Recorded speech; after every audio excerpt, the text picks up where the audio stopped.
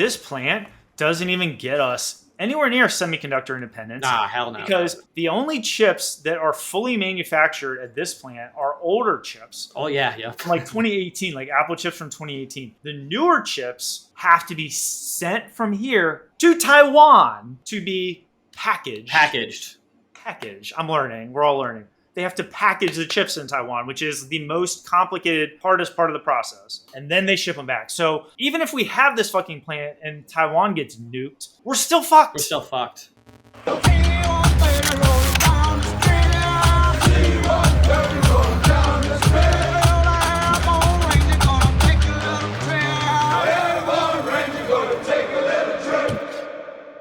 Hi, everybody. This is John from Real Veteran News, here with good friend, Ranger buddy, Brandon Kennemore, also Real Veteran News. How you doing? I'm pretty good. Awesome. So we're doing another episode of Real Veteran News, and we have some articles we're talking about this time, but we're also going to spend some time getting to know Brandon, because Brandon's been doing videos with me a long time, but he hasn't been on any of the Real Veteran News videos. He was on Unauthorized Media, which was before. But we've been doing videos for a very long time, and it's been going really well. Brandon always does a really good job. And I've gotten compliments on him from other people that I probably never told him about, but other people have said you did. Or like, I haven't heard those. Now I'm upset. Yeah, I don't know, blow your head up. But yeah, people have said that they like you. So I'm glad to have you here, and we can talk about you and us and everything like that.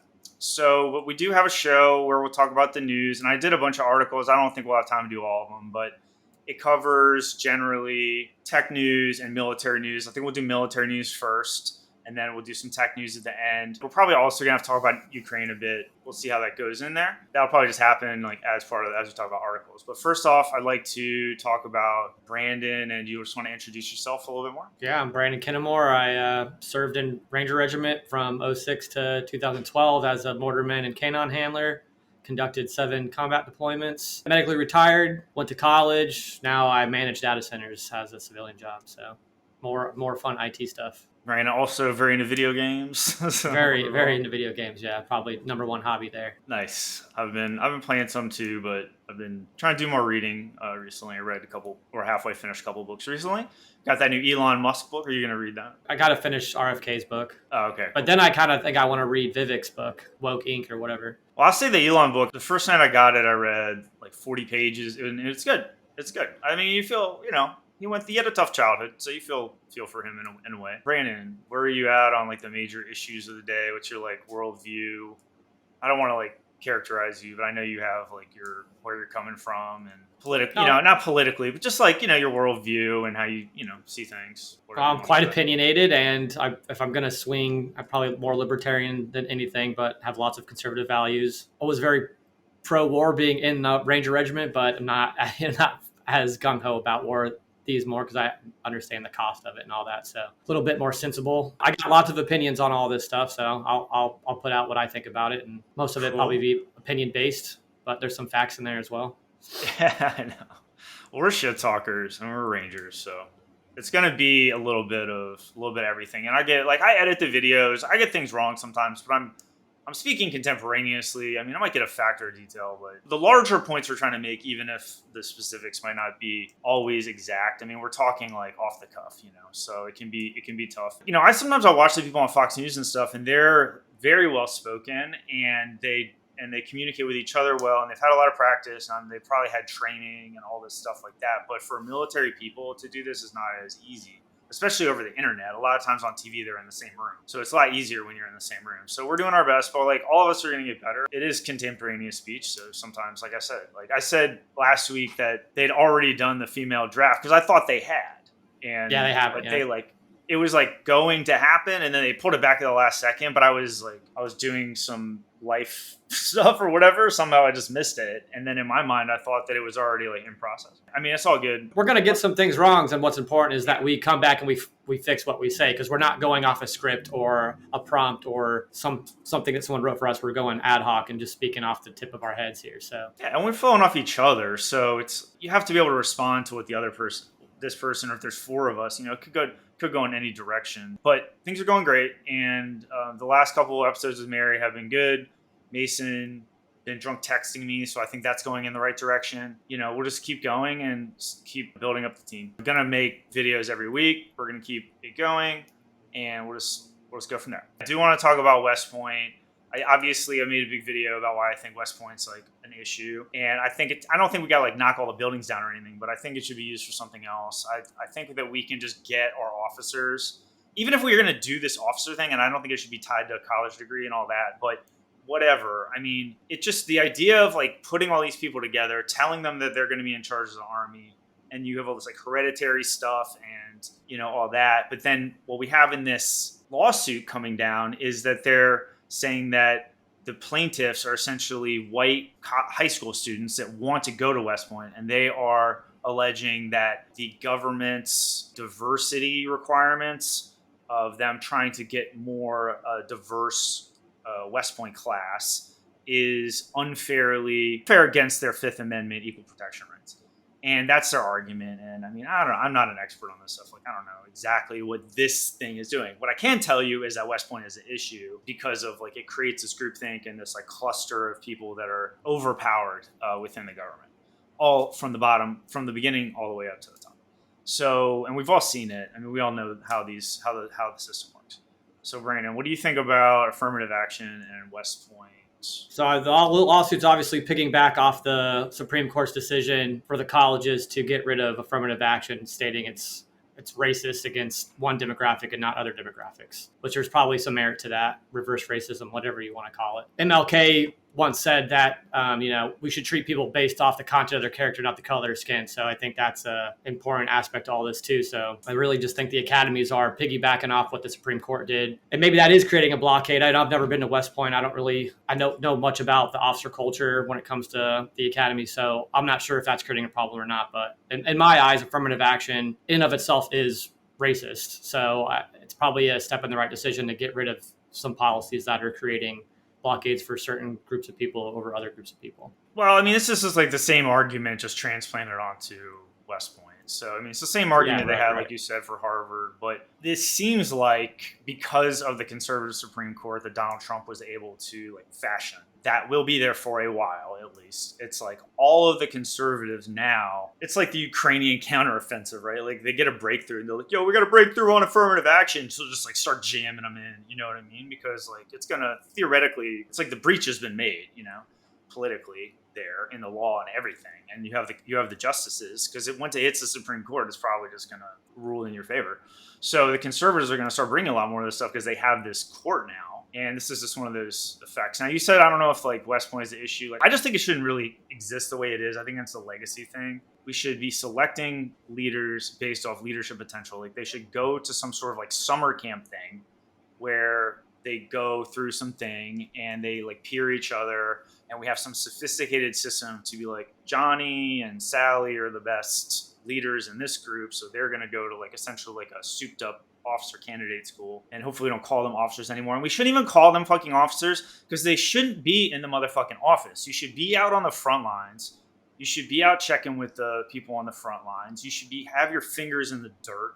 You should be, if you're in command, like you should be out of the chair. And then after everyone goes home at night, then you open the door to your office, you sit down in your fucking chair and you write your emails, and then you go home. All right. So like, I don't even like the fact they call them officers. Just call them like commanders or like leaders or something else. Affirmative action, I think there should be ways to boost up economically disadvantaged people and other people that have disadvantages to level things out. Because if it goes unchecked, like the rich and successful will just propagate, cycle in their kids. It'll be like an aristocracy situation, basically. And all these people need, opportunities. They come from bad schools, like in the inner city or something like that. Like their scores are not going to be as good, but it doesn't mean they don't shouldn't have a chance to go to college.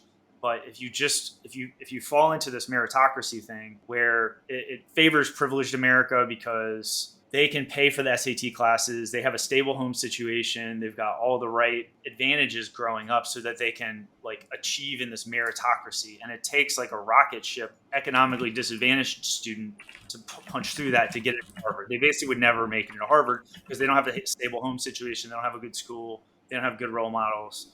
whatever, but they might be a good kid and they might just, do a good job at Harvard or whatever like that. Plus it enriches the student class when they're not all just like whites and Asians. Having a variety in the student class and diversity and opinions and everything is better for all of them, even if there might be some people out that got left out on the margins that had a little bit higher SAT score. So there's a lot of things to consider, but it should be based on economics because the way that affirmative action was implemented historically after it was came through the Supreme Court, and I don't know all the case law about that, or at all really, but it was a boon to the Black and Hispanic middle class. I mean, it didn't really help like the poor people, the people that were in the middle class, like their kids all went to Princeton or whatever, but they were already in the middle class. They would have already gone to school, but they just got boosted through the ceiling. And, that's just an effect of like the policy wasn't perfect or whatever. We now know that any kind of affirmative action style policy should be designed so that it doesn't boost the middle class. It boosts like the everybody. It should boost everybody. Well, and affirmative action is essentially supposed to level things out. So you're boosting the disadvantage vis-a-vis the advantage, because the advantage is like the advantage already have all the advantages anyway. I basically want to boost up the young kids that don't have advantages, because we all know people that are disadvantaged growing up, and it's just like a tough situation to like springboard out of and like get into Princeton or get into Stanford or get into whatever it is that you want to do, except the military. I mean, I want to see that, but the way it's been done needs to be reformed, and it's very unpopular. Diversity in every sense is a very strong thing. For Americans, it's how we prosper and come up with new ideas and be innovative. Military academies are important for us historically because it's a place for us to collaborate military experiences and teach what has happened in our past to our new military leaders. That's something Russia kind of screwed up. Post-World War II, Stalin killed all of his military generals. Russia's never really created a military academy. So think about that huge gap in experience that they were never able to teach new military leaders. That's something we need to continue that tradition here. And really, we need to fix like the structure of the price structure for universities and other things to make it easier for other people to get. That's why scholarships and other programs exist. They should have a universal college application. Like the kids should fill out one application, and then it goes out to a database or like some system of all the universities, and then they just get offers and they take the best offer. You know what I mean? Like this whole idea where the kid has to go out and pick their 5 top universities and do 5 individualized applications and pay 5 fees and everything like that. I think there's like tens of thousands of universities. A kid might not get in, but like if they just knew about another one, if that university had low enrollment that year, they could send them a thing. Maybe they even send them a scholarship. Be like, hey, we got low enrollment and you're pretty good for like our student body. So come here and we'll give you a half scholarship, or we'll give you whatever. You can play soccer here or whatever. I mean, it's just like the most inefficient, unfair system. There just needs to be like major changes. This isn't just West Point. It's college. It's a college. Yeah, I agree. It's all colleges are having this. Isn't even really like West Point. I mean, it's like just like West Point is a college. And this will also be the Naval Academy and also be the other ones. Yeah, Air Force Academy, blah, blah. So I'm sure they're all kind of seeing the same problems. That's why this is going to lawsuits. Well, they're all going to be under the same policy. They're going to all get sued. Now that these 2 guys sued this place, now they're going to sue all of them, and it'll just... Yeah. This is how the legal system works, whatever. Just talking about it, real veteran news. You know how it is, right? Yeah, we'll see where it goes. We could talk about the multi-barracks because, I mean, that happened to us. Even Rangers were... Well, I think it's worse now. Probably. Our barracks, our barracks were really... They weren't great. Me and Dibs broke in to those when they were renovating them, and it was disgusting. The duct work was full of black mold. There was water damage everywhere. What they renovated they didn't put really anything new in there. They just put a fresh coat of lead paint on everything, it seemed. And if I remember, there was another Ranger bat that was going through the same crap. If it's happening to the Rangers, it's happening to probably every unit throughout the military and all the branches of the military. Those guys don't get paid that much.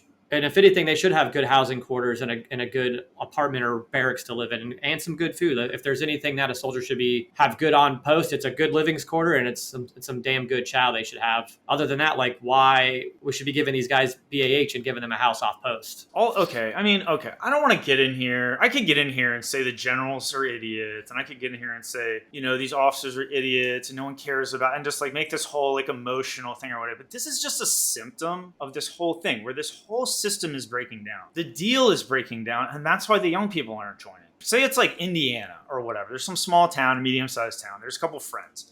One friend goes off, joins the Navy, joins the Army, goes to Fort, whatever it's called now, gets there, gets through their training, call them back to their buddies and like, hey, what's up, bro? And it's like, yeah, it's terrible. There's mold and like there's like shit flying up out of the toilets and, we can't sleep or whatever. The air conditioning's broken. Billy gets miserable. Like, wish I hadn't come. Something like that. Then that whole town gets turned off. You know what I'm saying? Yeah. Like this shit. And part of the problem too is the military's too big, right? Like we just have to slim the military down. Spend more money per soldier, be like, we'll give you healthcare for life. If you get killed, we'll take care of your family. I mean, even fucking Hamas does this shit. You know what I mean? If you go blow yourself up for Hamas, your family is taken care of for life. Everyone's going to be bringing them like chocolates and shit on the day that you died for the rest of your fucking life. At least those people do that shit right. You know what I mean? And it's like, we just like let these people out into the country and just like, okay, you're welcome to self-destruct however you choose. And then everybody sees it, but the government pretends like it's not happening. It's just like damaging your brand. These are like bad reviews on like a Yelp website and they're unresponded to and there's no action taken. So obviously patrons are going to stop patronizing this organization. Barracks suck, suicides, the fucking war in Kabul and everything. I mean, there's zero accountability, and these people just keep failing upward. They just keep getting they're the next post commander, they're the next Secretary of Defense. No one's holding these people accountable for the conditions the soldiers are adhering to.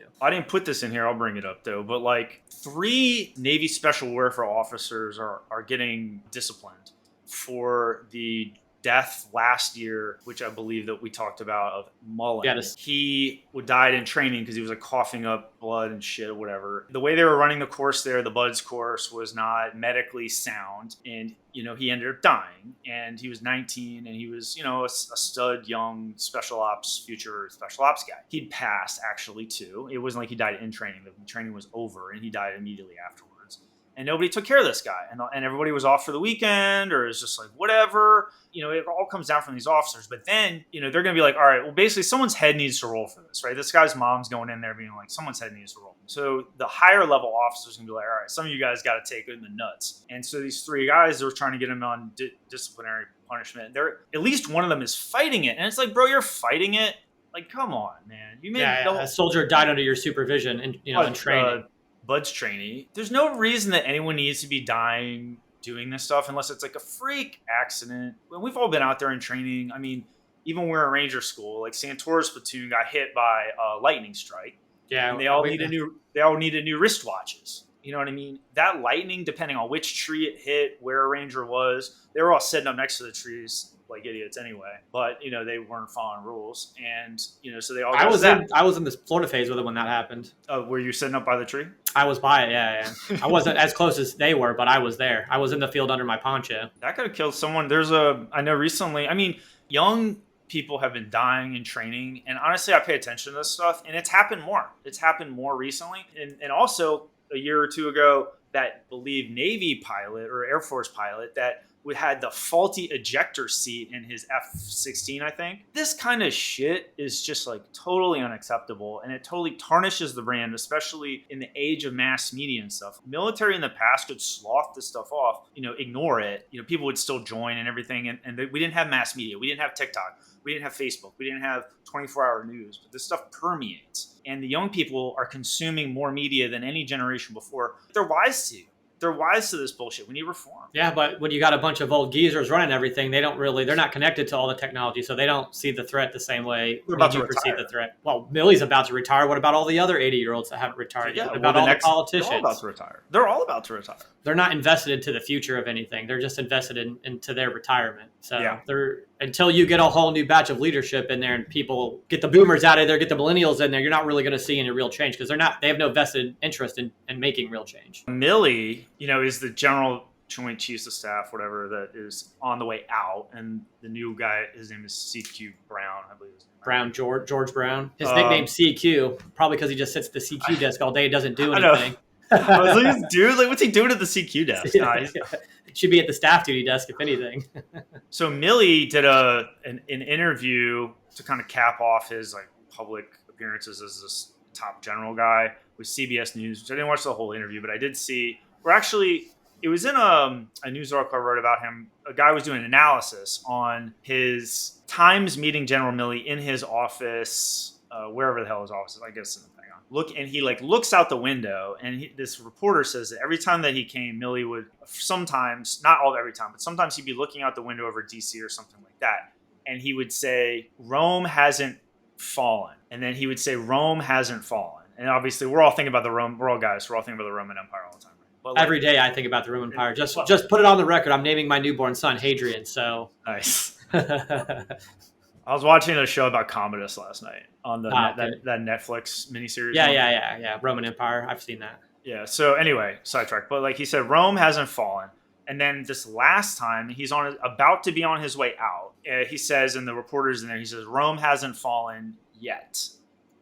Fine. And I do appreciate the man that he at least like wants to keep he doesn't want to be the asshole that like fucked it all up. So okay, fine. But that's like a bare minimum. Like that doesn't equate to high level leadership or the leadership that our country needs or deserves. But I appreciate that. And I appreciate he doesn't want Rome to fall. And in a lot of ways we are Rome, and he's read all the same books. He's read the books and he knows the history, and the man knows his history, I'm sure. What I'm pointing at here is that his mindset, like he sees us like Rome fallen, right? Because if you know the Roman Empire is going up and up and up, essentially up, there's ups and downs and stuff, essentially until Marcus Aurelius, and then there's like a steady decline after Marcus Aurelius until it essentially like evaporates and like splits apart and then you have the Eastern Roman, the Eastern, but basically we're talking about the Western Roman Empire. Our founding fathers were learned on the Roman history, and then obviously all of our military generals know the military history or the Roman history, and we know the military history, so the Roman history. They see America as like trending up,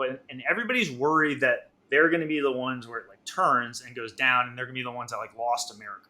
And he's portraying this in his generation. They didn't want to be the ones that took it over from the greatest generation and then like threw it in the toilet. But in my opinion, I feel like that is flawed. When you put yourself in that mindset, you are managing decline. I hate these like American leaders, every single one of them, whether I agree with them or not, that are managing the American decline or are thinking, am I managing the American decline? You have to just like blast that shit out of your mind. Like for you as a leader, the American decline, like the Roman Empire, that doesn't exist. We have technology they didn't have. We have medicine. We have the internet. We have all types of shit. There's no reason we have to decline like the Roman Empire. Our economics are a little fucked up. But like, I fucking hate that shit. I want him and his generation out. And I want people in there that are going to create, and it's cheesy to say the next American century, innovate into like, what does America become next? Like nobody's thinking about what America becomes next. It's always like, how do we keep what we got? How we keep what we got? And I fucking hate that. I mean, I agree with you, but it goes back to everyone who's leading the country is all stuck. It's all older. Everyone's 50 or above. It's nobody representing the new interests of America. It's all people engorged in the old interests of America. No one's focused on. Yeah, 50, 60, 70, 80. You got 50. There's 60. Yeah, I agree. I mean, there should be a term limit on like 60 years old or something. I mean, I don't know what it is, but there should be some sort of term limit on public service, especially if you're supposed to be advancing or propagating the future of our country. If you're 80 years old, you're not propagating the future of America. You're just subsiding and doing whatever to do to survive. Well, now we're talking about politics. Yeah, but I mean, there's 60. Like, I think 50-year-olds are going to be much more pliable, honestly. Like, you can't really have 40-year-olds running everything, but you could have a 50-year-old can do everything a fucking 60-year-old can. But a 60-year-old has already, a lot of times, not always, but a lot of times, has already made that turn towards like, I'm trending into my retirement. You know what I mean? The 50-year-old is like in their fucking prime, and they need the 60-year-olds to advise them. But like the decision maker should be somebody with a little bit more youth, a little bit more fluid intelligence, a little bit more innovation, and a little bit more stake in the future, and a little bit more time left in their career. And they're not just like planning their flip-flop time in Florida. Yeah, I mean, I agree, but how do you change that? How do we politics prompt that change throughout politics? You don't, because they're entrenched in their family wealth and their family power and their family positions. I do fall asleep. How can you fall asleep while talking about the Department of Defense's exciting new program called Replicator? So DoD wants to have a new rapid fielding initiative tapping into commercial technology and rapid innovation solutions, whatever other buzzwords you can think of, in order to mass produce autonomous, networkable, like drone swarm type situation, also mass producing them. They're realizing that these wars that we're going to face in the future are going to require massive amounts of ammunition, because this Ukraine, we were talking about artillery before we started this, but this Ukraine war is turning into like an ammunition artillery, like attrition battle. And so we're going to need a lot of ammunition. We're going to need a lot of domestic capability to produce these drones that will be used. We're talking about the Pacific Ocean. They're talking about streamlined pathway using AI, robotics, civilian tech. Experts are warning that the existing process isn't sufficient to meet immediate challenges, which is what I've been saying. I want to hear what you have to say, Brandon, but I'll say what I think real quick is like, I think personally that this probably won't go that well. I don't know what the fuck's gonna happen, but it's a catch up. It's a catch up, cover your ass thing, because the Chinese have been doing this for a couple years. And you realize they're kicking the shit out of you because you're going through defense appropriations and it's slow. And the people you got working there they don't have a fire lit up under their ass. You got CIA intel reports coming in saying that the Chinese are going to build 50,000 of these fucking drones a year, all networked with AI. We're never going to get anywhere near Taiwan or to defend any of our allies or do anything ever, because there's going to be a million of these fucking drones. And so you're like, oh shit, we need them. But you come out and you say, oh, we're going to do this rapid, like we're so innovative or something like that. But it's really because you're getting the shit kicked out of you on the organizational side vis-a-vis China. We got so used to fighting in Iraq and Afghanistan, fighting an insurgency, we got away from innovating how we should be fighting that war. So essentially now we're using Ukraine proxy war as a new way to find new strategy and tactics to fight modern era wars. So that's where all this drone stuff's coming from, right? Just as the Taliban used IEDs, makeshift IEDs, essentially the Ukrainians are doing that with drones in order to drop munitions and the human cost of fighting. We're trying to play catch up on this new era of fighting. And that's really where the Ukraine comes in. And that's why we're seeing this replicator initiative is we're trying to prepare for the next phase of war if there's going to be another large enemy that we face as Americans. So we're using the Ukraine as a testing grounds essentially to see how all that's working. That's why we're dumped over $200 billion into this stuff. So we're essentially using Ukraine as a lessons learned battlefield, you know? The whole world is, because everyone has advisors out there, like all NATO, everyone's out there watching what's happening, the Ukrainians and the Russians, but like mainly the Ukrainians out of necessity are creating a new form of warfare, this drone-enabled, trench, artillery-supported mobile warfare, whatever you want to call it. Essentially, like they're going to be teaching us, because like the way we taught them to do trench warfare, and they're the experts, because they're the ones out there dying. This will be like drones that probably will be able to go under the water, pop up out of the water. Maybe they're like kind of missiles. Maybe they have a missile inside of them or whatever. I mean, maybe they're submarines. We don't really know yet. What they're saying is like we want to avoid risky incrementalism, which would be a better mousetrap, better mousetrap, better mousetrap. Eventually, we have to build the next generation of technology to like advance the game. You know what I mean? Like the next evolution, the next, not just better mousetrap. The DoD has been doing a lot of education and training on AI among the general workforce, and that is good, but it is very late. Like you guys are like behind the fucking 8 ball. It's 2023. This stuff was popping in like 2016, 2018, 2020, and you're just rolling it out now. We need, for the next future of this, we need to be educating and turning around faster. Otherwise, China's going to keep leapfrogging us, and eventually our military is not going to be as strong as theirs, which is almost unthinkable, but it's potentially possible. At least in their neck of the woods, we're not going to be as strong as them. Yeah, I mean, they already have more numbers, Navy, Air Force, and Army at this point. I mean, they obviously lack the training and experience that we have, which gives us the edge in that perspective in operations, but they have the numbers and the equipment. You know, we can't fight them on land, basically, in Asia, at least. Yeah, not a chance. But, I mean, you know, they have a Navy designed to protect their area, and we have a Navy designed to, like, dominate the world, which is fine. But, like, our Navy designed to dominate these, like, poor little countries is not going to do great against China that has a rocket force with 1,000 hypersonic missiles pointed at you. When that range of the missile, it's not exactly a numbers game, but it's like, it's numbers, but it's like the range of the missile. Probability. Yeah. You know, like, we essentially would have to take out their rocket launchers before they could do it, but they're going to have so many of them. We'll never be able to get a boat anywhere near China if we piss them off. I mean, this is a fantasy. And if you send a boat in there or whatever, they're going to get shot down unless we get some special space-based hypersonic defenses or something. But like, I don't see that coming anytime soon. I mean, they're probably beating us on hypersonics, and we could actually talk about hypersonics. All right, well, there's actually a couple of interesting hypersonic articles that I had looked at over the last week or two, whatever it was, that kind of collected up. So I figured we'd talk about them together with Brandon, who's also interested in this stuff. The first one I'd like to bring up is the Ukrainian shoot down of the Russian Kinzhal missile, hypersonic missile, using a US Patriot missile system that was benefited by, or buffed, or whatever you want to call it, by software and networking upgrades that increase its effectiveness. And like, it is kind of mind-boggling to think that the Patriot missile that's been around essentially our whole lives is able to shoot down this much more advanced next-gen Russian hypersonic missile. And I'm not sure anyone really understands exactly how this happened. I mean, maybe there's some science, these missile networking scientists and stuff understand this, but this is kind of a new thing, and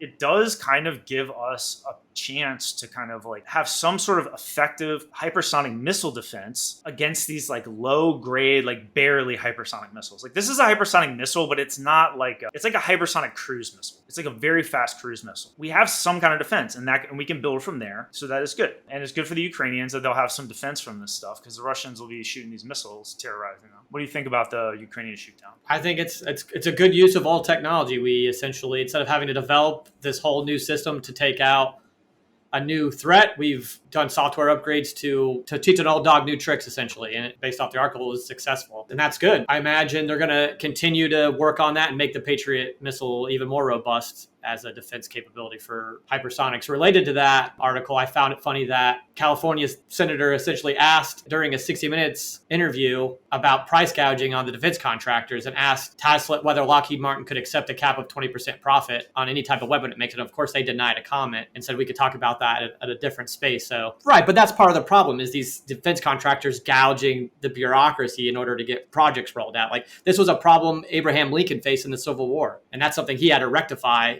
in order to help the Union win the Civil War, was all these defense contractors gouging out the federal state. So but their pockets are so lined with each other that, they want to be gouged, because at the end of the day, they're going to be getting hired by those companies when they retire. So that's just part of the bureaucratic corruption. And how do you stop that? It's systemic corruption. It's not any one person. It's just it's the whole system. It's a faulty system. Part of it, I think I've been thinking a lot about it, but part of it is, I think, and the senator, is touching on it here, and they're like, what if you had capped your profits? These defense corporations need to be public-private partnerships, like Fannie Mae, Freddie Mac, or some of these other successful public-private partnerships. These can't be publicly traded, free-for-all, asshole with a spreadsheet companies. We can have more greedy, competitive companies, because we need some of that in order to get some kind of, at least there's some kind of fire in the government. The only fire they have is to make fucking money, but at least you can motivate them if you just if you make it fucking rain on them, throwing cash. But they need to get that shit under control. There needs to be these large organizations that can integrate stuff across the entire force. Like, a startup can't do that, obviously, but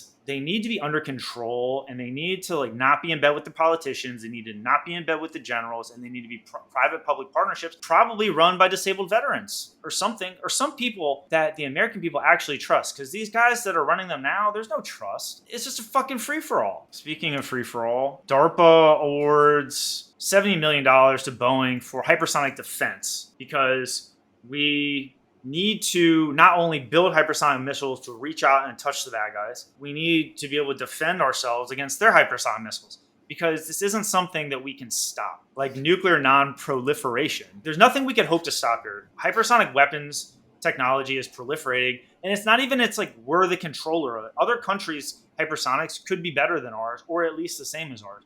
How the hell are we going to control that? The problem here is we should have had these hypersonic missiles 20 years ago, because we have the money, we have the scientists, we have everything. And China should have never been zooming a hypersonic missile 2 times around the world, while General Milley and the Space Force dick or whoever has got their fucking dick in their hands with their mouths wide open. No idea what just happened. That's a Sputnik embarrassment. We can't have that. We should have had these 20 years ago, but because we were fighting the Islamists, nobody wanted to do it. Because nobody had the foresight to be like, oh, we should build these hypersonic missiles that are obviously possible, because nobody wanted to do it. And that's why we're here. And we're facing our enemies now, and they have equal weaponry to us because we didn't make the investments. But anyway, so defense, because we got to defend ourselves. And then you're going to have strategic defense around the continental United States and our allies or whatever. That'll be these little missile bases out in the middle of Alaska and stuff like that. And then you'll have this theater defense, which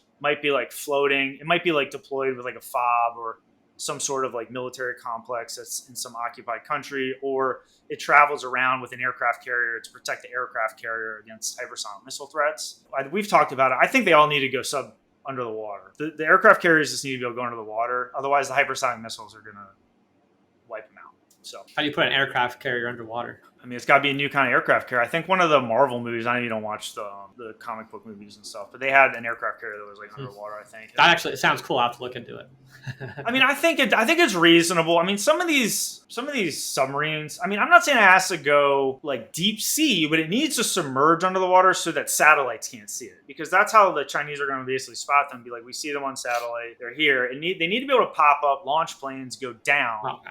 Then when the planes are able to come back, then the hypersonic missile is not going to be able to come in while they're moving and you can't see where they're at exactly. So, I mean, that's just what I see. And then you just have like 12 planes. Instead of, I think a regular aircraft carrier might have like a couple dozen planes. I think you just put 12 planes on it, maybe a helicopter or whatever. And then you have 5 of them. And you also disperse your forces, which is what Ukraine's doing with their artillery, which is, you know, punishing. The Russians have to mass artillery and the Ukrainians can move their artillery better. So dispersal is going to be a military strategy concept here that we're going to need in order to get airplanes anywhere close. And Guam and everything, that's all going to get wiped out. I mean, all these like American military bases out there are just going to get wiped out by hypersonic missiles in the first like couple minutes. You know, we're not going to be flying planes out of anywhere. Yeah. If we decide to fuck with them. And, you know, I just saw in the news before we started, they were saying that, I don't know who was warning about it, but there was like some people bringing it up at least. And I don't know the facts of it or whatever. And sorry to spread it. But, you know, they got some people coming over the border. And honestly, if I was China, I'd be sending people over the border too. You know, he comes over the border, he gets a job in a Chinese food restaurant or wherever, or just anywhere. He probably knows perfect English. And then when, you know, Xi Jinping will make some speech with some code word in it, and then he's going to go poison the water supply in St. Louis or something. A state-aligned terrorist act could be much more deadly than these like Al-Qaeda ones or stuff like that. They could sneak nuclear weapons into our country. They could do all kinds of stuff. They don't have to, because they can just shoot them at us. You know, I mean, they have intercontinental ballistic missiles, which we're not going to be able to stop. We're at a disadvantage very soon here, especially if we try to go fight them in their neck of the woods. But nobody seems to understand that, except the kids who don't want to join the military because they know that the reckless old men who are about to retire to Florida are going to start a war with China that they can't finish. And the people fucking paying the blood price on that are going to be people in their 20s. And they're like, no, we're going to just chill on TikTok because this is bullshit. Can't blame them.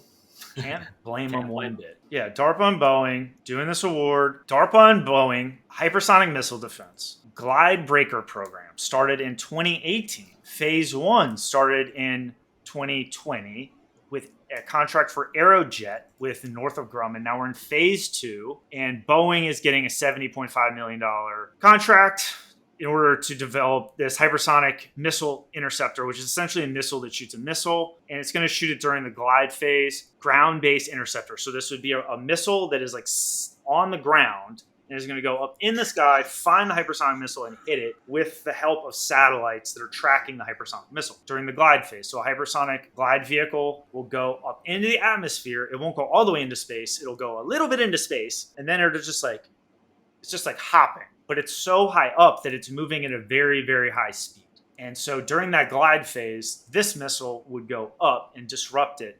But the hypersonic missile can maneuver, especially during the terminal phase where it's approaching its target. It can do like a curveball action or something. That is going to be controlled by AI. So we have AI tracking the missile, AI determining maneuverability during the terminal phase. And this isn't like a video game with a joystick. This is a hypersonic missile moving Mach 7. Okay, so a human's not going to be controlling this from Nevada. It has to be AI that is going to guide that missile in.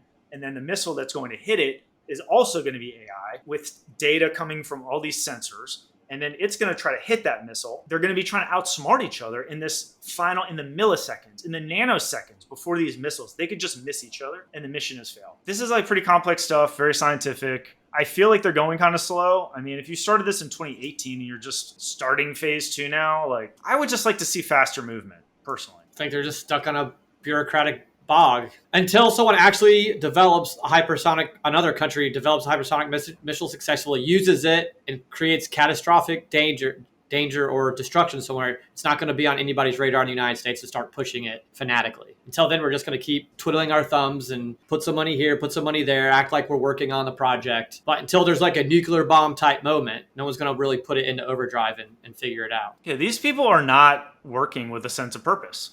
Right. Their pockets are lined. They're getting tons of money. So why? What is there's no existential threat for them to work harder. They're getting paid to make unsuccessful projects. Army scrubs latest test of new Dark Eagle hypersonic weapon after pre-flight checks. They can't even get this fucking thing off the ground. There have been so many of these. Look, we don't know how many failed Chinese missile tests there are.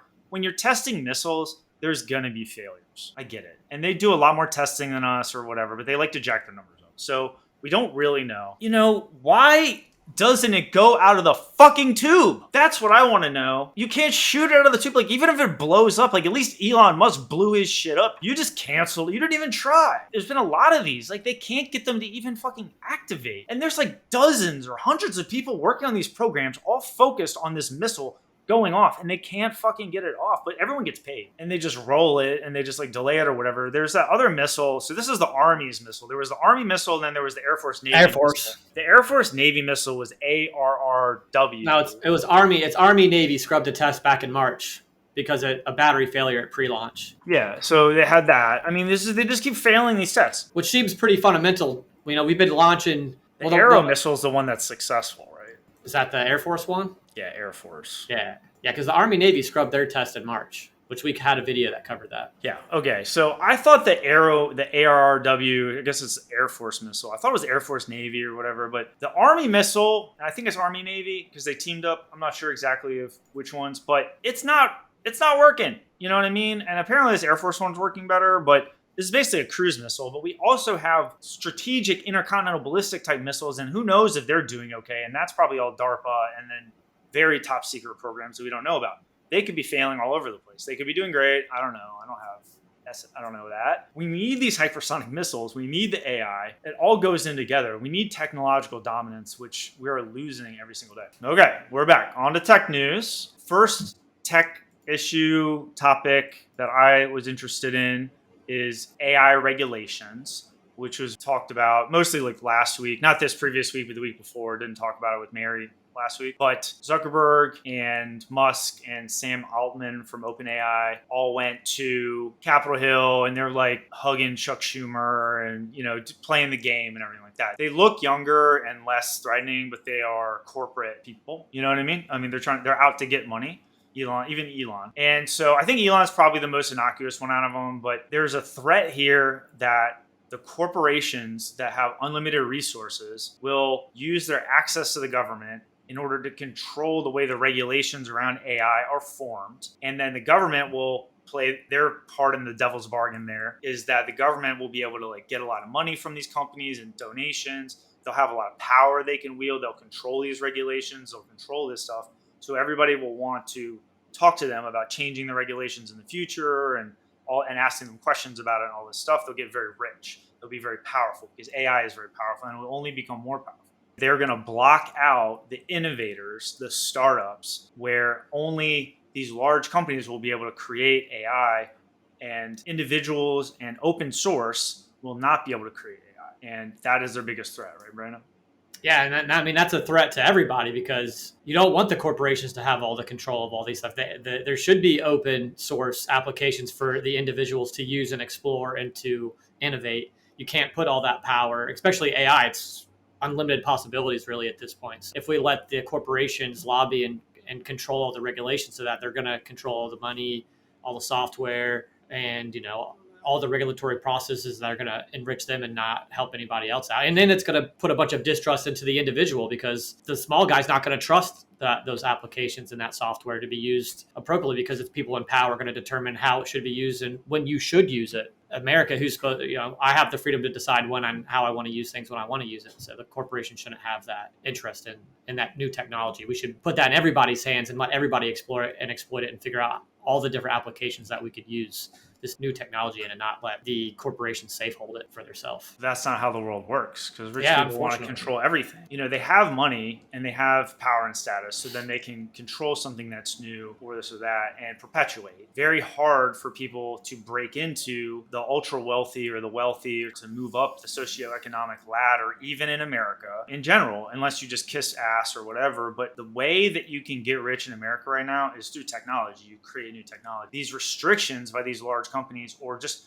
creating, it's not even like they're going to stop people from creating new technology. Like they're not going to say, John and Brandon, don't create new technology in your garage, but they're going to create a framework and an investment system, the venture capitalists and the companies and the big companies like the Facebook and Meta and all this stuff, whereby the acquisitions of our company that we created in our garage will be advantaged for the corporation, because the corporation will come to us and they'll say, John and Brandon, you've got this shit hot AI you built in your garage. A lot of work put into it and it's great, but you don't know how to pass these regulations. You only have one lawyer. You don't know anyone in DC. Like we know all the people. We can get this approved. We can get all the regulations passed, or whatever. But like without us, it's going to be very hard for you to make this AI and give it to the world. It's ready right now, but it's just not like regulated. It's like an unregulated product that I can't sell because the government won't let me sell it. And so I essentially have to sell it to Meta. And then if I say no to them, then they'll do everything in their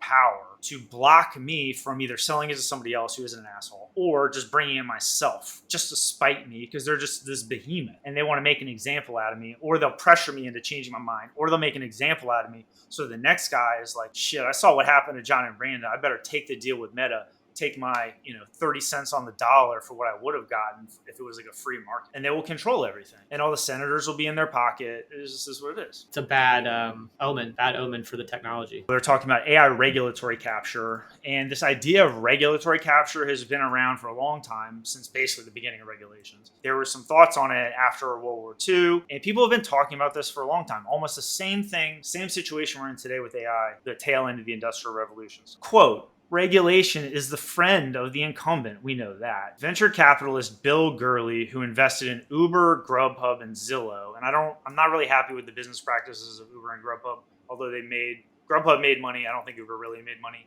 Zillow, I'm not really sure about, but this is a big time investor. He is warning against this regulatory capture at a summit recently. And he says, as a rule, regulation is acquired by the industry and is designed and operated primarily for its benefit, the industry, not the entrepreneur, not the innovator, not the college kids in their dorm room, not any regular, normal, middle-class person. It's just for these industrialists. They had this example. He mentioned wireless mesh networking technology. And I remember when I was younger, even like 20 years ago, I went to Philadelphia to visit some friends. And I was like, how do I connect to the internet? I thought they had like one in their apartment or whatever. And they're like, oh, just use this. I'm like, where is it? And like, it's the whole city. And it's like free, basically. I think they were paying like $4 a month. And they all connected to the internet just wirelessly, but like 20 years ago. Cable companies or whoever went in and they had the city council pass a regulation or something that basically stopped it because they wanted to keep charging us for cable like they do. I mean, this is all just regulations driven by these companies. There are full-time lawyers at these companies that all they do is they just pound the government every day. And anytime one of these regulations comes up, they'll bribe anyone, they'll scratch backs, they'll shake hands, they'll break knees, they'll do whatever they have to make sure that the regulations don't get out of their control, because that is a prerequisite to their money-making machine. Like the cable company is a money-making machine, and they just want to keep that going. They don't care about innovating. The only thing that's ever made them innovate recently is Netflix. He said Sam's just getting started. I thought that was hilarious, because Sam tried to act like he wanted it to be open, but it's like his company named OpenAI. When Elon Musk invested in OpenAI, it was open source. But since then, they essentially sold out, decided AI should not be open source because they don't have enough resources and it's too important to be open source. Sold out to Microsoft, got turned into a profit maximization company model, but it's still called OpenAI. There's nothing open about it at all. Owned by Microsoft. One of the biggest wins of Microsoft recently. Brandon, what do you think about Elon Musk's argument versus OpenAI? Because Elon Musk bailed. It's a stab at OpenAI because they're essentially operating on a false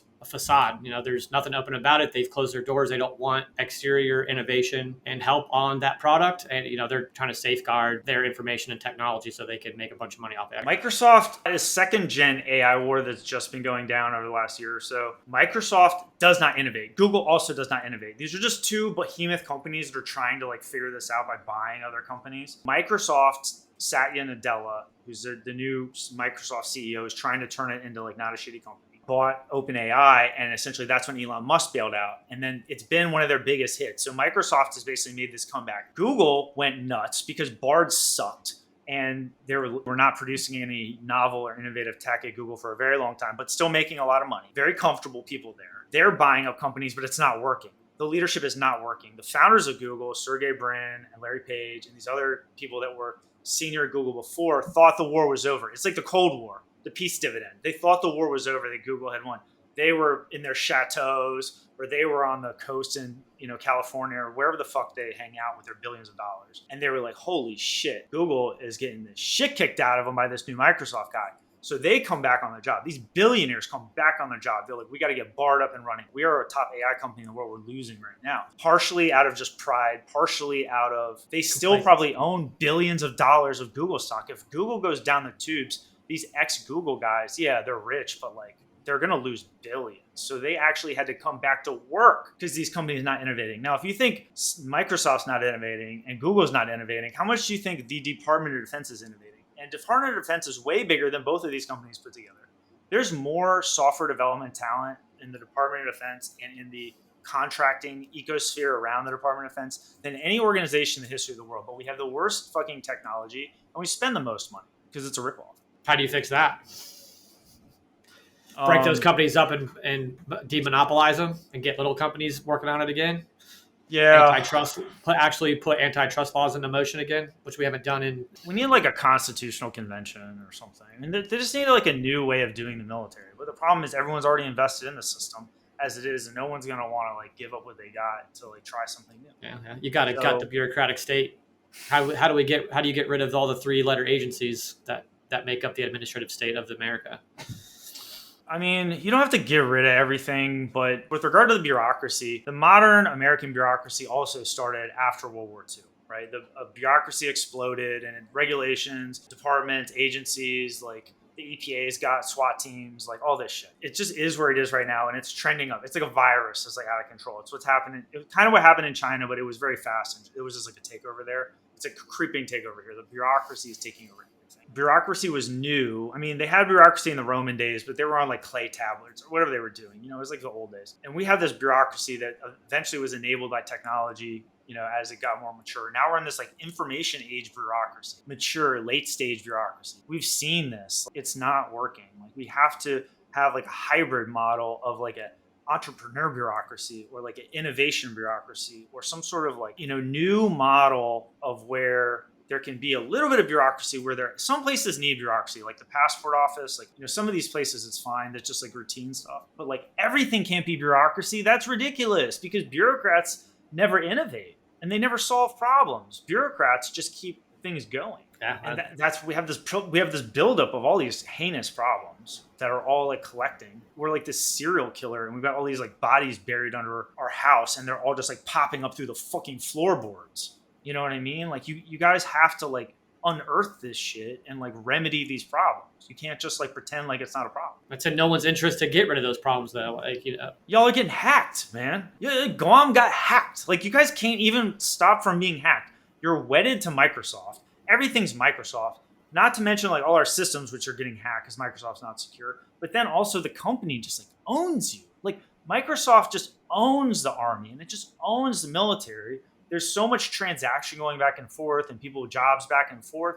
It's like this like alien parasite that is like kind of like glommed onto the military's body and it's just like sucking it dry and like growing bigger and just like this pulsating, nasty, Windows operating system fucking thing on your neck, just eating you slowly. It's a self-licking ice cream cone. No, it's a self-fucking ice cream cone. That's always high beams. Yeah, either way. Mark Andreessen, famous venture capitalist investor in California, very smart person, written books and all, against regulatory capture because he invests in these small companies. So it's entrepreneurs and venture capitalists that want to keep having freedom versus the politicians and the incumbent technology companies that want to lock everything up, right? So the venture capitalists, we're on the same side. We're on the entrepreneur side. Mark Andreessen's on our side. That's great. Other venture capitalists probably also as well. And then Meta is the first one of these big companies. They actually open sourced their LLM, large language model. Their LLM called Llama 2 open sourced it. Shocking some of these AI regulatory capture guys because it goes against what you would think. You would expect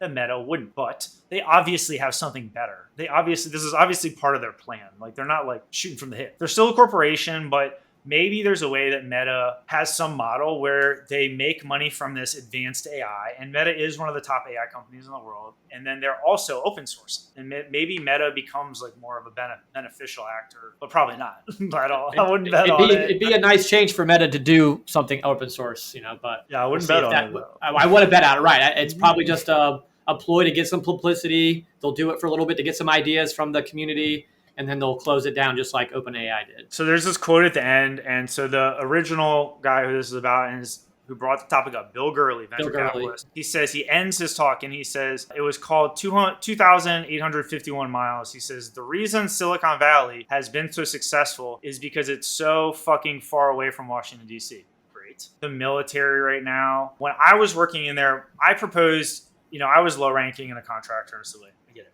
But I'm a data scientist and I was in this artificial intelligence leadership place. I proposed to everyone, essentially, we create a Silicon Valley on the East Coast that's tied to the Pentagon, but still is operating like Stanford and Silicon Valley. Interesting idea, whatever. I just wanted to put something out there, get people thinking, because what we were doing sucked.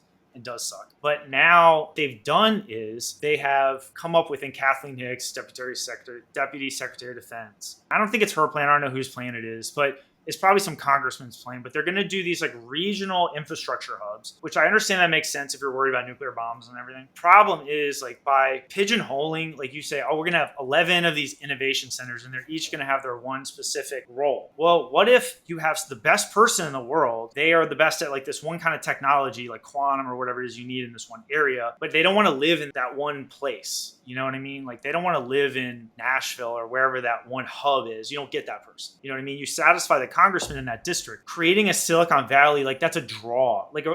A regional Department of Defense innovation hub gets nobody's dick hard. Zero dicks hard. Nobody wants to go there. Nobody wants to drag their family there. Nothing. You need to create a Silicon Valley, something that is majestic and amazing and exciting, that's going to draw the best talent in the world in. Something that you can sell. These regional hubs, it's just infrastructure. It's just a way of just building up infrastructure for the current system. There's no innovation. We're just going to have incrementalism, better mousetrap. Yeah, this is to do with the CHIPS Act, right? This is one of the first things of the CHIPS Act, getting all the little infrastructure hubs out. Yeah, it's part of the CHIPS Act and just the general technology infrastructure. Now, I'm not saying we shouldn't have this infrastructure. And I think, if we do this, that's fine. I think there should be infrastructure all over the country and this and that. I don't think they should be focused on one thing. I think it should be free form. I think, a team should be able to develop in, say, the Nashville region, and then they go to Arizona, they go to New York, wherever these places are, and they can go and flex, work with other people. Maybe they can switch around, or there's some rotation, or whatever it is. It should just be whatever the entrepreneurs want, because they're what's important. They're the ones that are going to create the future, not the generals. Just give them a chance. But we need to have a central place, like a Silicon Valley, like a Stanford, something where there's billions of dollars invested in it. We need to build a whole new city, a whole new, something out of scratch that can grow up into a massive national security asset that is constantly a genius farm, kind of in Los Alamos with Oppenheimer, but they put it in Los Alamos because they want it to be secluded to protect the secrecy of the Manhattan Project. But what I'm saying is, don't make it so secluded. Make it someplace people want to live. I'm not saying put it in California, but people want to live in California. You put it out in the middle of nowhere and somewhere, a lot of people aren't going to want to go there. Do surveys, figure this out. Figure out what these people that we want to attract are, or who they are, then find out what they want, then build a center, a Pentagon Valley is what I called it. Build a Pentagon Valley in West Virginia or in Virginia or wherever it makes sense that meets these people's needs, and then go back to them and be like, we got what you want. Come home. It's that easy. But no one will do it because no one has the vision. This is all designed by the defense company. All the defense companies are the ones, this regional hubs thing, that's all these defense companies. They want it out in the regions because they can pay the people this. In my opinion, we should be more focused on getting the manufacturing here, not making these little hubs everywhere. We need to actually build the large-scale facilities and get the manufacturing back over here, not on a little islands, so we can declare semiconductor independence, which is really what our goal should be: energy independence, semiconductor independence, because then we will become and reiterate our powerful stance as a nation throughout the world, because everyone will be depending on us for those things. We also need food independence. We make the most food in the world, but we're also responsible for making sure that all of our allies have food too.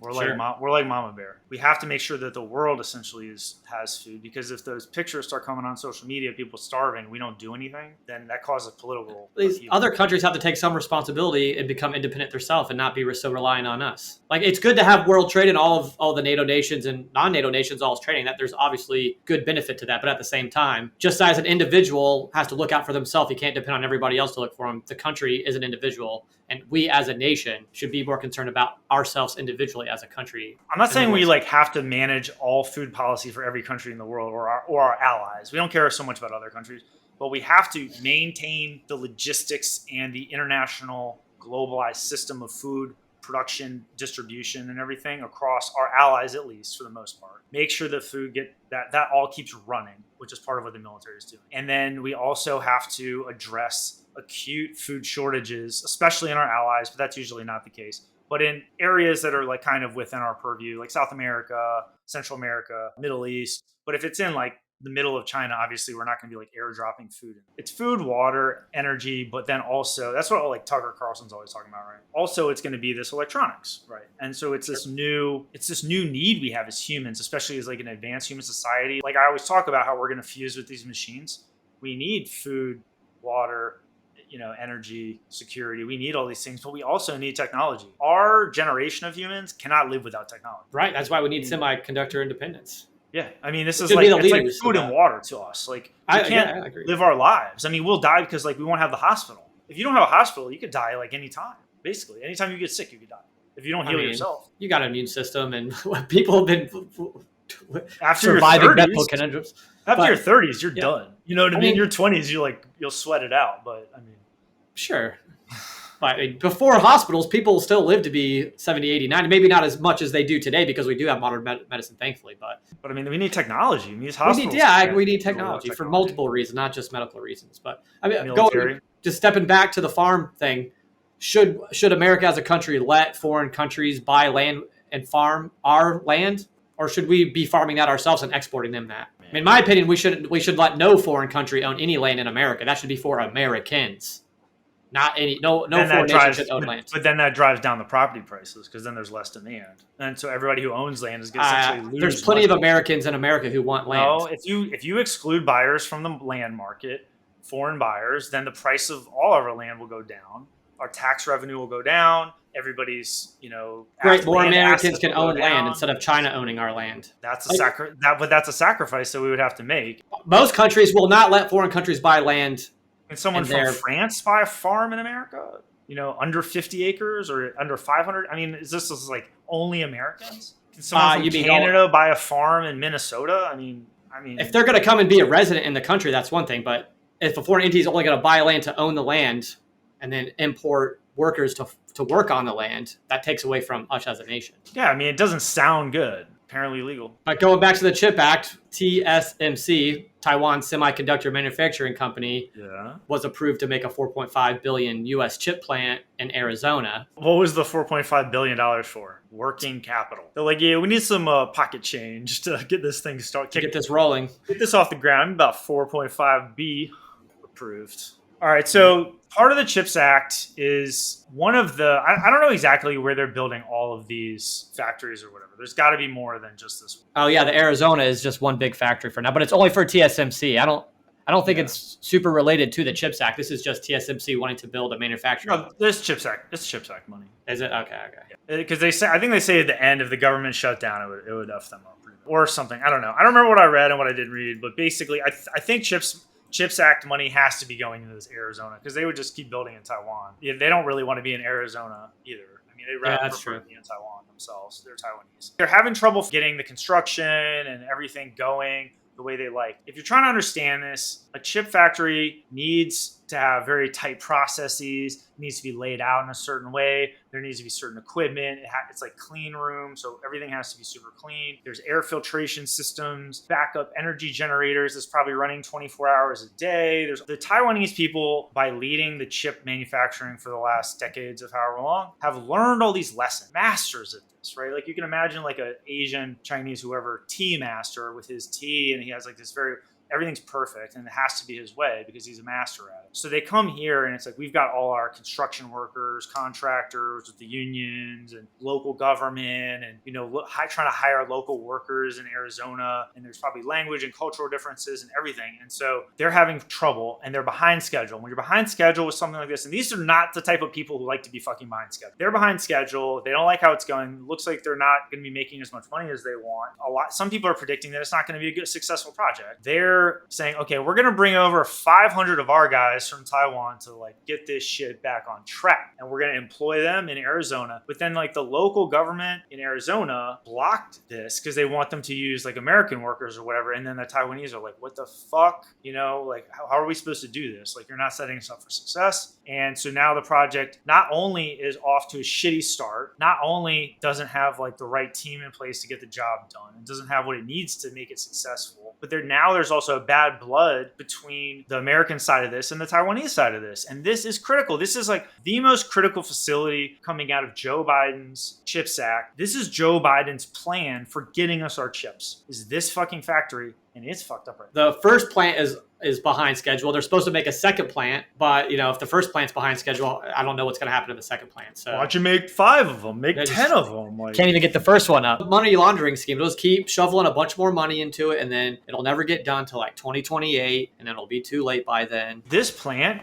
doesn't even get us anywhere near semiconductor independence. Nah, hell no. Because the only chips that are fully manufactured at this plant are older chips. Oh, yeah. From like 2018, like Apple chips from 2018. The newer chips have to be sent from here to Taiwan to be packaged. Packaged. I'm learning. We're all learning. They have to package the chips in Taiwan, which is the most complicated, hardest part of the process. And then they ship them back. So even if we have this fucking plant and Taiwan gets nuked, we're still fucked. And then we're going to drive up the prices because we have to logistically build them here, ship them all the way back to Taiwan to get shipped back to here to sell. So it's just build the packaging facility in America so we could do it all in-house. It makes it's just so they can propagate the global trade system. We don't have the people. You know? Dude, Americans they want worthy work. They want to be trained. They want a skill. You can easily train any American all the things the Taiwanese know. Sure, there'll be some roadblocks because they won't have all the experience from the decades of them doing it. But Americans are greater at adapting and overcoming these situations. It's going to take years, and it's thankless work. No, you can't make that much money making semiconductors. You can lose money. Nobody wants to do it. That's why Taiwan did it in the first place, because they're like, well, we got the government subsidizing us, so we're not going to lose money. You know, nobody else wants to do this. It's important, so we'll do it. And they became very good at it, and we're just not as good as them. I mean, like, we don't have the companies. We don't have the expertise. It's going to take years and years and years if they help us, which I guess they have to because they need us to protect them from China. And they don't want to leave Taiwan. I want them to leave Taiwan if they just live with China or whatever, because I don't want us fighting. I don't want China fighting Taiwan. I don't want Taiwan fighting China. I don't want us fighting either one of them or anyone. You know what I mean? Like, yeah, it's stupid. We can figure out a peaceful way to do it. It's just, does the military-industrial complex want to find a peaceful way? Last tech article that Brandon and I want to talk about that we're interested in. The Ukraine government petitioned Elon Musk for an emergency service for Starlink communication so they could do a Pearl Harbor-like event, secret mission against a Russian port in Crimea. Sebastopol. Elon Musk denied the request because he doesn't want his company SpaceX or Starlink to be used as a weaponized corporation, which I agree with him. It's an offensive attack. It's an offensive attack, right? But he doesn't want his company to be associated with military capabilities. That's not something that's not the publicity he's looking for. I mean, I think it's good on him for standing up to the government narrative and being like, nah, you can't use my corporation for this. The government's done that with other companies like Facebook and stuff and trying to push narratives and get a certain agenda. So I think it's strong on Elon Musk to no to them and that he's sticking up for his principles and doesn't want his product to be used for a war. I think that's good on him. It's being used in a defensive war, right? Gave them Starlink. And towards the beginning, He's been footing the bill for it. So yes. Elon says, how am I in this war? Let's run through, since we're both military and special ops veterans, let's run through how this went down. When it started, Starlink was active over Ukraine, and that's how the Ukraine military was operating and coordinating. They were using Starlink, and all of our military stuff and all of the U.S. hardware and stuff wasn't working because of Russian EW, right? I mean, electronic warfare, yeah. Our stuff is not working. Elon's is the only stuff working because the Russians have advanced electronic warfare capabilities. Plus, the infrastructure's been destroyed, so they don't have the infrastructure there for anymore. Yeah, they don't have the civilian stuff. But I mean, realistically, the military stuff should work. Our stuff is not working. Elon's is. So I mean, there's a lesson just in that. But either way, he got put into this and he got rolled into it in the initial sympathy outpouring. basically, when they set it up, they did not geofence like Crimea to have satellite service from Starlink. It was basically just the rest of Ukraine. So when the Ukrainian Special Mission Unit wanted to use these I think they were these specially designed underwater drones that were going to maybe 10 or 12 of them or something like that. And they would essentially go under the water, kind of like torpedoes. They would go all the way up to Sebastopol, where the Russians had moved their naval assets, and it would sink the entire Russian Black Sea fleet while they were sitting at anchor. Who knows how many Russians on board, although probably a lot of them would have survived, but the boats would have been sunk. This would have been a huge attack, and it sounds like it might have worked, honestly. What these planners didn't realize is that the internet was not active over Crimea and over that naval area. And so when they sent the drones into that area, they lost contact. And so this became hey, Elon, can you turn it on? Because it was default turned on. And so it was an emergency request to activate service along a naval corridor, a narrow naval corridor, so these drones could get through from where they were to Sebastopol. And then they were going to sink the Russian fleet. Elon basically didn't want to do that and felt that it could be a Pearl Harbor and that Russia might overreact and nuke. And then it turns into a nuclear war. Obviously, we know Elon cares about the future of human society and all that stuff, and he's not a war man. Whatever he is what he is, but he's not a war fighter. So he says no. The Ukrainians are pleading with him, so then they go to Daddy. Jake Sullivan, who's the National Security Advisor, chairman of the Joint Chiefs Staff, Milley, probably all these other people are calling Elon Musk, trying to get him to turn on the service. Eventually, he's probably talking to all his lawyers and stuff. He says, nope, I'm done with you. And then these drones that are already in the water eventually wash up harmlessly on some beach somewhere. Crimea. I remember that in the news. You saw the drones wash up. It was months and months ago. But this is kind of the backstory from that. So Elon had a really big kind of part in this war. So it's this failure of government technology plus the success of civilian technology with this leader, and then everything, and then how he's getting wound into how this war is playing out is pretty interesting. I don't know if there's a lot of wars where this has happened in the past, but it's just a new era, I guess. I don't know. Do you think it would have worked? If he had turned the satellite on? It probably would have been a good attack, but I think he's forward thinking, and he's thinking this could lead to something even worse. It's a good plan. It's a good plan. Yeah, I won't disagree with that. They didn't execute properly, and they didn't test it. You didn't Right. test it? Right. Where's the rehearsal? They should have known before you send in 12 drones out there and you don't even know. Maybe send one as a test. See how it reacts. So it's not like an emergency thing with Mark Milley on the phone with Elon Musk. In planning these military operations, you would want to do a rehearsal and maybe send one drone up and turn it around and come back, or you send it up and whatever you do with it. But you want to test it as much as possible. There's going to be a zone where you can't, but obviously they didn't test. Obviously they didn't fully think out their plan, although it was a good plan to begin with. So it didn't work. Yeah, and they tried to do emergency contingency plan, and that didn't work out for them either. I know this was supposed to be the last one, but if you got a minute, there was another, and I think I posted it, sent it to you, I think, just recently, also in the Black Sea. The Russian officers came for a command meeting at one of their bases. Ukrainians knew where they were going to be and exactly when the Russian officers were going to get there. They hit them with a cruise missile and killed a bunch of them. And 9 killed, 16 wounded. Yeah, they killed half of the senior officers in this area with a missile. But it's not the missile; it's the intelligence. That's good intelligence and good execution of the mission there. And they were patient; they didn't operate too early or too late. Yeah, it was good execution. A little bit less complex of a plan than the drones thing. Yeah, but sinking all those boats is more of an impact than killing a few officers. You can replace the officers, not the boats. Yeah, very successful, and but you have to wonder where the intel came from. It's coming from us. Yeah, you probably think it's a majority of it, I would think. You think that we would be so provocative as to? If you think that we gave the coordinates and the times to the Ukrainians and they launched the missile, we essentially, the U.S. basically just assassinated all those officers, and we just had the Ukrainians push the button. We gave them the missile. We told them where they were going to be and when to push the button. It's their finger on the button, but basically we did it. It's a proxy war. That's exactly what we should expect. We're running most of the stuff in Ukraine, not Ukraine. Yeah, to a degree. Now they're doing some. They're wearing all NATO equipment. They're decked out in multicam. They're decked out in all the equipment we're used to seeing. They're not using their own equipment. We're paying their officers. They're not paying for their own officers. The money we're giving to Ukraine, we're paying their fucking soldiers. They're not paying their own soldiers. So it's our operation just through proxy war. Yeah, it's not a sovereign war. Well, yeah, but it's a hybrid. It's a hybrid thing. What intelligence organizations does Ukraine have? Almost none. They're getting all that from us and NATO. But it's not totally under control. And just to go into overtime a little bit more, but we were talking on the old show about the Nord Stream pipeline bombing. Yep. Now, well, the investigation essentially leans in the direction that it was a kind of like a rogue Ukrainian group which rented a small, I mean, relatively small boat and was able to hit 2 pipelines.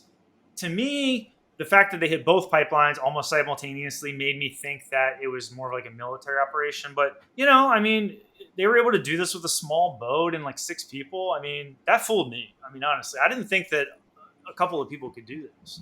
That's a deep sea dive. I mean, if you know how to deep sea dive, I guess you could do it. Just as likely that the bombing of the pipeline as well, not Ukrainians. It doesn't benefit us though. It starts a war. Started the proxy war essentially, right? We were already it ramped up the tensions. It gave. No. We made Europe look like it was going to lose all of its energy, so we that boosted us up to give them more money. The only ones that benefit from it are the Ukrainians, because what the Ukrainians get out of it is the Russians can't turn it back on. So the Russians can no longer use it as a leverage, because remember, the Germans were going into the cold winter and people were worried that people were going to be freezing to death in Germany. And then the Russians would use the gas as a negotiating tactic. So the Ukrainians sever that tactic, thereby limiting Russia's negotiating tactics in that winter. Now, the winter wasn't as cold as people thought, and the Germans did a lot to mitigate the loss of the Russian energy resources through trade. Dodge a bullet in a way. That was the thinking back then. And it's like, I see the Ukrainians as the only people benefiting. I don't see how the U.S. military benefits from that, or anyone in the U.S. benefits from it. It's an empty pipeline. And there's no evidence that there was any military in that area. There's Danish and Swedish investigation, and they're not finding anything like that. I don't super trust them, but I mean, I trust them more than our people, honestly, at this point. We're never really going to know the truth till probably, maybe never, maybe 30 years from now. 30 years ago when nobody cares about it anymore, when it's all declassified. Well, that's about our last topic, and it's been really great doing this episode of Real Veteran News with Brandon. First episode for Brandon. Hope to have you back, and hope to have you on when we do the 4-way show eventually. You got any final farewells or anything? Oh man, it was fun. Look forward to the next recording. All right, awesome. Well, we're going to keep it going, and I'm going to get this edited up, posted soon. So thanks everybody for watching. Thanks Brandon for coming, and hopefully next week Mason will be on the show. Talk to you later. All right, thanks. Have a good one.